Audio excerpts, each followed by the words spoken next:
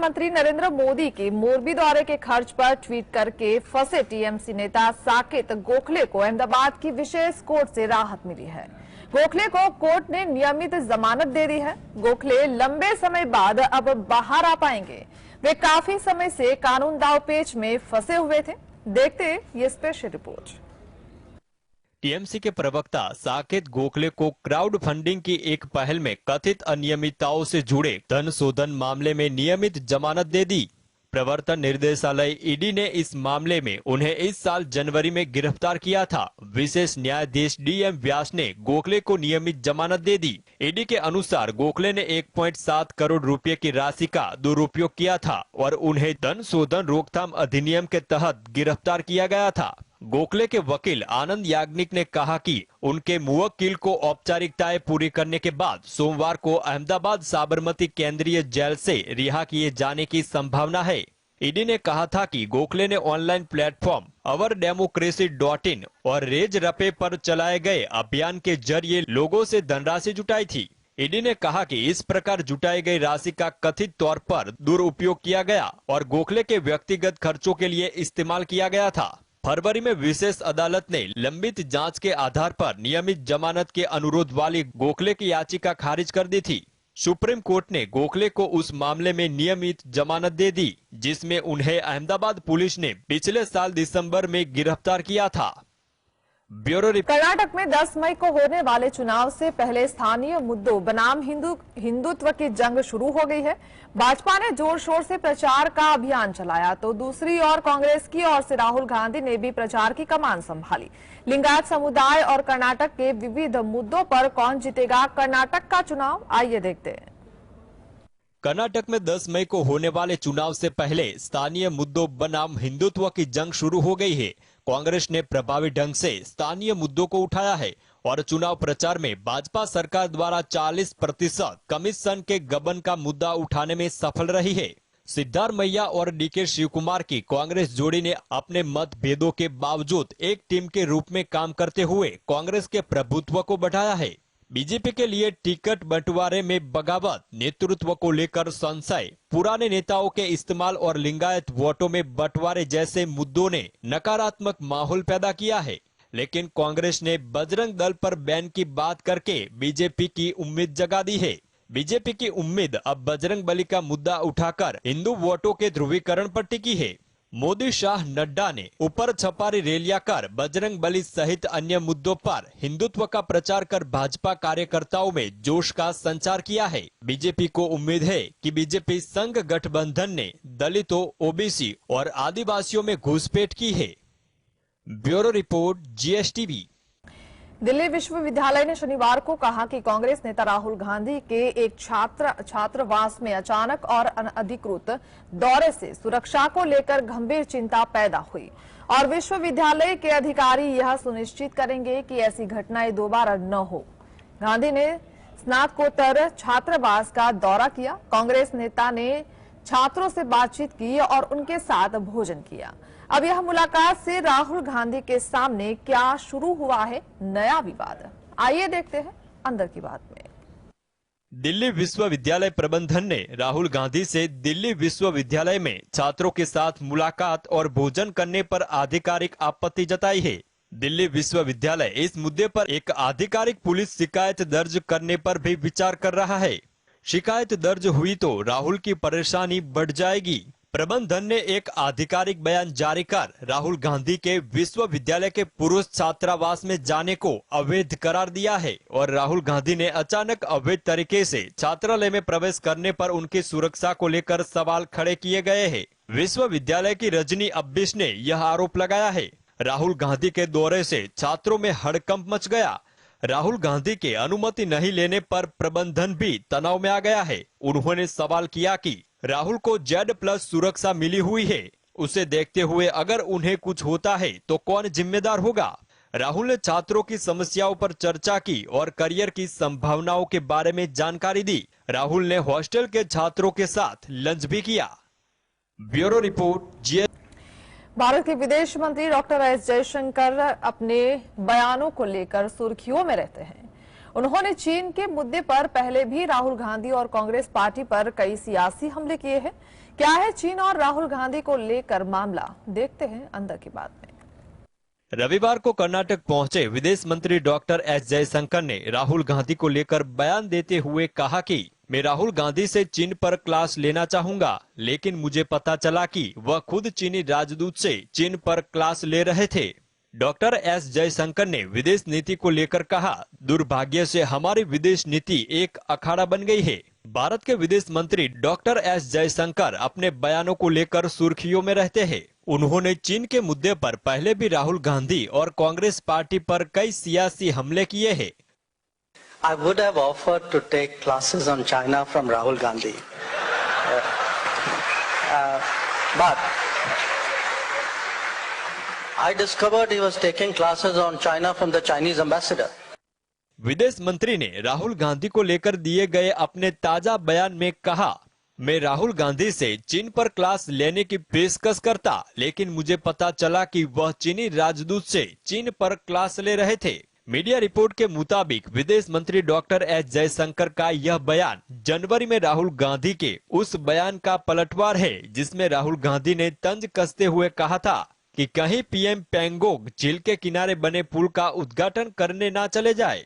राहुल गांधी ने ट्वीट में लिखा था, हमारे देश में चीन एक कूटनीतिक पुल का निर्माण कर रहा है। प्रधानमंत्री की चुप्पी से पीएलए के हौसले बढ़ते जा रहे हैं। अब तो ये डर है कि कहीं पीएम इस पुल का भी उद्घाटन करने ना पहुंच जाए। Bureau report. बात करें पश्चिम बंगाल की राजनीति की, तो तृणमूल कांग्रेस के महासचिव अभिषेक बनर्जी ने ऐसे समय पर कांग्रेस पर वार किया है जब ममता बनर्जी ने विपक्ष से एक होने की बात कही थी। लोकसभा चुनाव 2024 से पहले विपक्ष बयानों में भी एक नजर नहीं आ रहा। तृणमूल कांग्रेस के महासचिव अभिषेक बनर्जी ने मुर्शिदाबाद में एक रैली को संबोधित करते हुए कांग्रेस पर निशाना साधा। मुर्शिदाबाद जिला बंगाल में कांग्रेस का गढ़ रहा है, जहां पार्टी ने हाल ही में उपचुनाव जीते हैं। ममता बनर्जी ने कहा कि केंद्र की ओर से 100 दिन के फंड नहीं भेजे जाने पर भी कांग्रेस ने मोदी सरकार को इसके लिए खत नहीं लिखा। अभिषेक बनर्जी ने आगे कहा कि अधीर रंजन कभी भी अपनी प्रेस कॉन्फ्रेंस में मोदी या शाह पर हमला नहीं करते हैं। बीजेपी भी अपने प्रेस कॉन्फ्रेंस में कभी भी कांग्रेस या सीपीएम के खिलाफ एक शब्द नहीं कहती। ये सभी केवल टीएमसी पर हमला करते हैं। इसके साथ ही उन्होंने शुभेंदु अधिकारी के काफिले में एक कार की चपेट में आने से एक व्यक्ति की मौत पर कांग्रेस की चुप्पी पर भी सवाल उठाया। अभिषेक बनर्जी का बयान ऐसे समय में आया है जब एक दिन पहले ही मुख्यमंत्री और टीएमसी सुप्रीमो ममता बनर्जी ने 2024 के चुनाव से पहले विपक्षी एकता का आह्वान किया था। Bureau report, GST. पाकिस्तान बयानबाजी करने से बाज नहीं आ रहे हैं। पाकिस्तान पहुंचे चीन के विदेश मंत्री ने अपने समकक्ष के साथ एक बैठक की और इसके बाद जारी संयुक्त बयान में दोनों देशों ने कश्मीर का उल्लेख किया। कश्मीर को यूएन में ले जाने का चीन का है क्या एजेंडा? चीन ने कश्मीर मुद्दे को लेकर फिर से पाकिस्तान के सुर में सुर मिलाया है। शनिवार को एक बयान जारी करते हुए चीन ने कहा कि भारत और पाकिस्तान को कश्मीर विवाद को इतिहास से विरासत में मिला है और किसी भी एक तरफा कार्यवाही से बचते हुए संयुक्त राष्ट्र के प्रस्तावों के अनुसार इस मुद्दे का हल होना चाहिए। यह बयान ऐसे समय में आया है जब एक दिन पहले ही विदेश मंत्री एस जयशंकर ने पाकिस्तानी विदेश मंत्री बिलावल भुट्टो जरदारी को आईना दिखाया था। 2 दिवसीय दौरे पर इस्लामाबाद पहुंचे चीन के विदेश मंत्री किन गैंग की यह पहली पाकिस्तान यात्रा है। उन्होंने शनिवार को अपने पाकिस्तानी समकक्ष बिलावल भुट्टो जरदारी के साथ बैठक की सह-अध्यक्षता की। इस्लामाबाद में पाकिस्तान चीन सामरिक वार्ता के चौथे दौरे के समापन पर दोनों पक्षों ने एक संयुक्त बयान जारी किया। बयान के अनुसार इस वार्ता के दौरान राजनीतिक, रणनीतिक, आर्थिक, रक्षा, सुरक्षा, शिक्षा और सांस्कृतिक क्षेत्रों सहित द्विपक्षीय संबंधों को मजबूत करने पर चर्चा हुई। इसके अलावा इस दौरान पारस्परिक हित के क्षेत्रीय और वैश्विक मुद्दों पर भी चर्चा की गई।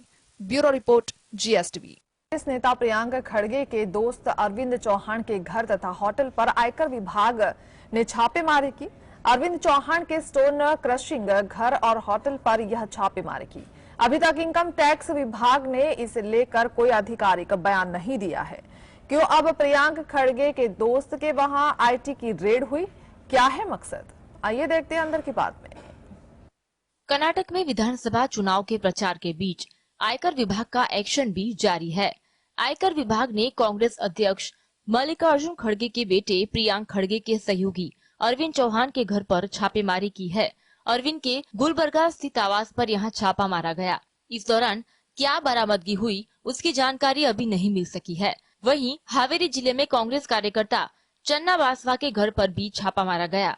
इस छापेमारी पर प्रियांक खड़गे ने बीजेपी पर निशाना साधा है। उन्होंने कहा, कांग्रेस नेता अरविंद चौहान की स्टोन क्रशिंग यूनिट, होटल और उनके घर पर कल रात आयकर विभाग ने छापेमारी की है। वे बीजेपी से कांग्रेस में शामिल हुए हैं।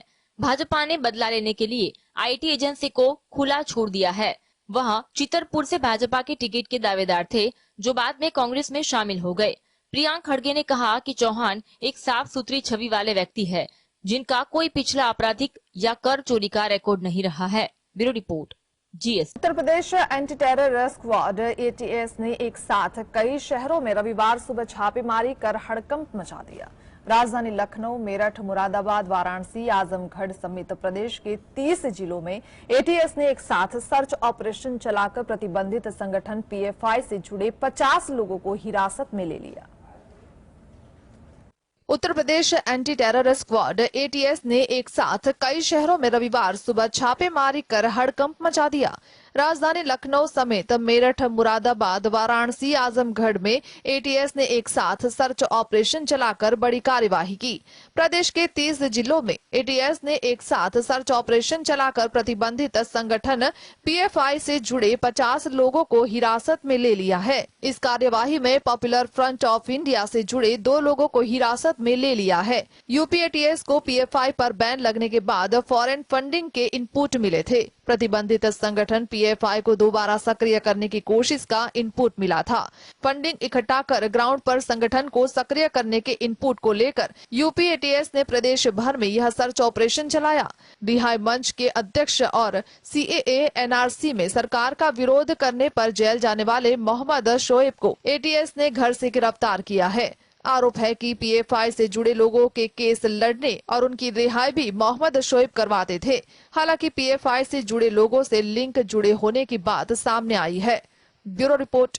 आम आदमी पार्टी की नेता आतिशी मार्लेना ने प्रेस कॉन्फ्रेंस कर दिल्ली के कथित शराब घोटाले को लेकर बीजेपी पर जमकर हमला बोला।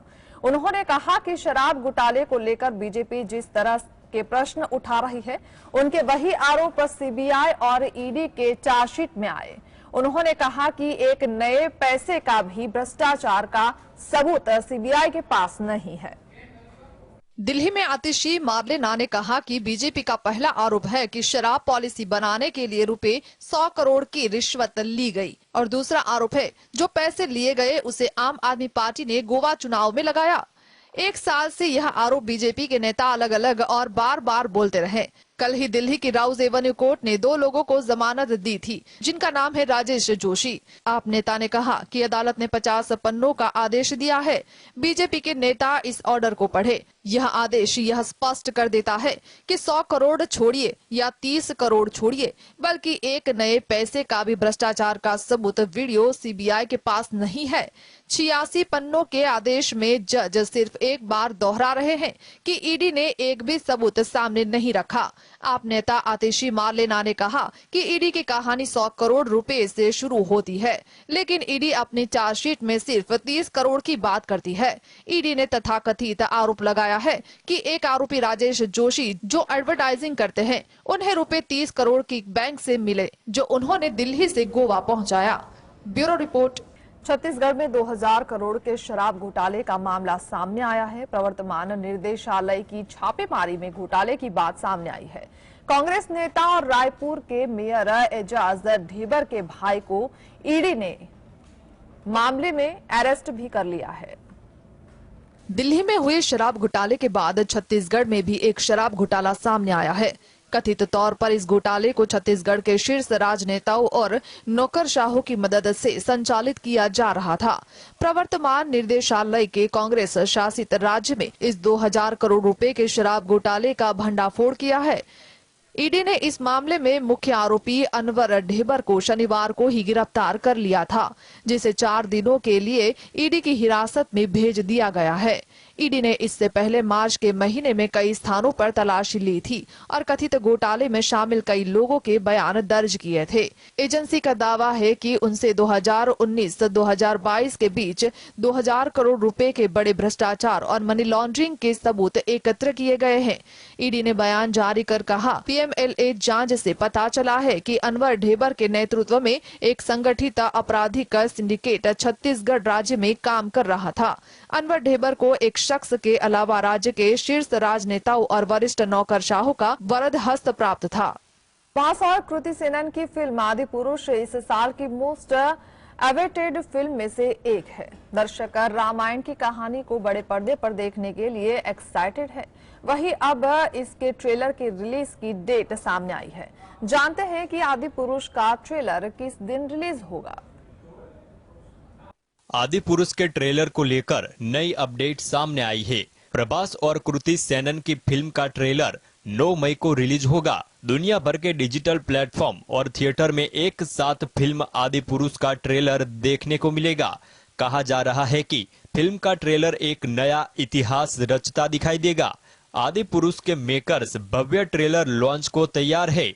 ये सिर्फ एक नहीं बल्कि 70 देशों में लॉन्च किया जाएगा। हिंदुस्तान के अलावा संयुक्त राज्य America, Canada, middle east, Australia, New Zealand सहित एशियाई और दक्षिण एशियाई के क्षेत्र जैसे Singapore, Indonesia, Thailand, Malaysia, Hong Kong, Philippines, Myanmar, Sri Lanka, Japan, Africa, Britain, Europe, रूस और मिस्र में भी आदि पुरुष के ट्रेलर की कहानी दर्शकों को देखने को मिलेगी।